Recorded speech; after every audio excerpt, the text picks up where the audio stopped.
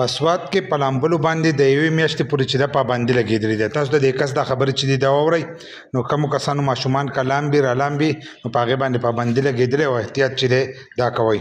د دې کس دا خبرې واورئ.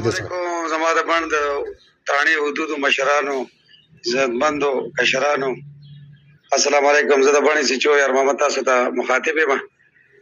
مهرباني وکړئ دا په دې لامبلو باندې د یو میاشت لپاره دفعه 144 نافذ شوې ده. نو مهرباني وکړئ که تاسو کوم محلي جوماتونه دي په هغې کې هم دا اعلانات وکړئ چې یاره دا ماشومان چې دي دا سیند غاړې ته نه پرېږدي، قیمتي ځانونه دي چې هغه ضایع نه شي. نور خو رزق د الله په لاس کې د چا وخت پورې امري، خو بیا هم احتیاط ضروري دی.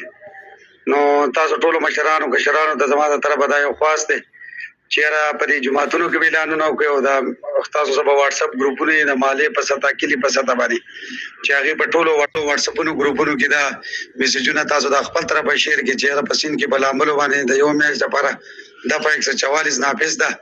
نو مهرباني وکړئ ما خپلو کشرانو ته ټولو ته ووایئ چې یاره د سیند غاړې ته مه ځئ، ځکه چې هلته بیا لاړ شي دفعه 144 د موږ به یې نیسو، نو چې موږ د چا بچی یا تانې ته راولو نو په هغې بیا خلک زموږ نه د خفګان اظهار کوي.